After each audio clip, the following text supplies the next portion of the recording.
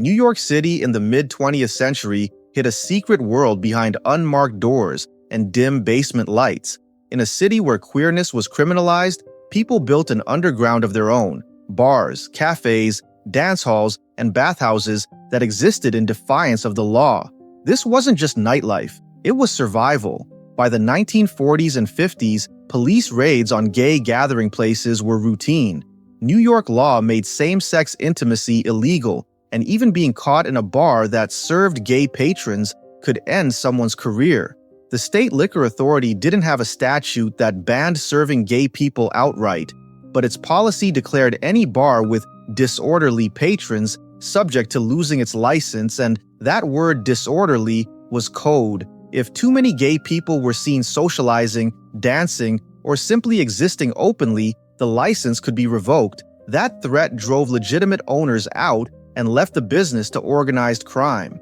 The mafia stepped in. Crime families like the Genovese controlled many of the city's gay bars, including the Stonewall Inn in Greenwich Village. They paid off corrupt police officers, sold watered-down liquor, and charged high cover fees. For patrons, it was a dangerous bargain: extortion in exchange for a few hours of freedom.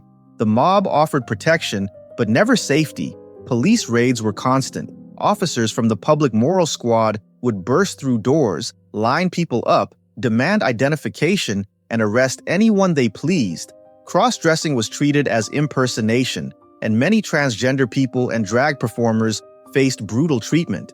Newspapers printed the names of those arrested, ruining reputations and careers.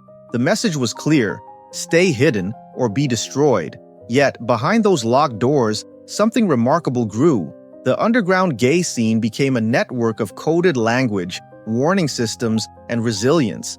Some bars used lookouts to alert when police were near, lights would flicker, music would change, and couples would separate to avoid arrest.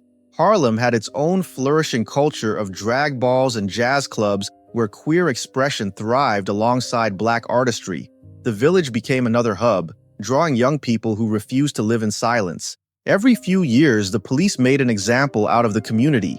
In 1903, the Ariston Bathhouse raid had seen 34 men arrested, 16 charged, and a dozen trials that ended many lives in disgrace. In 1926, the poet and cafe owner Eva Kochever, known as Eve Adams, was arrested at her tea room, Eve's Hangout, charged with obscenity, deported the following year, and later murdered by the Nazis. The message remained the same for decades: queer spaces could be burned down, raided, or erased. By the 1960s, Greenwich Village had become one of the last safe spaces for queer life in America. But it was still under siege. The Stonewall Inn, owned by mobsters, was unlicensed and technically illegal, but it allowed dancing, something most other bars forbade because police viewed same-sex dancing as indecent. Drag performers, homeless gay youth, and hustlers gathered there, finding community amid chaos. In the early hours of June 28, 1969, Deputy Inspector Seymour Pine led a raid on the Stonewall Inn. It began around 1:20 a.m., with police demanding IDs and preparing arrests. It should have been routine, but this time the patrons refused to go quietly. A crowd gathered outside. Someone shouted, someone threw a coin, and the air broke open. Bottles flew. Protesters forced police back into the bar. The uprising lasted 6 nights, spreading through the village like wildfire. That moment didn't appear out of nowhere. It was the spark from decades of friction. The city had tried for generations to erase queer life through intimidation, raids, and moral panic. But the people who had spent their lives underground refused to be erased any longer. The underground scene the police had spent years trying to destroy became the foundation of open activism. In the months that followed, new organizations formed: the Gay Liberation Front, the Gay Activists Alliance. The idea of being invisible gave way to a demand for visibility, safety, and rights. The underground was forced into the light, and it changed the world. But the campaign to burn it down left scars. For decades, bars and clubs that catered to queer people faced constant scrutiny.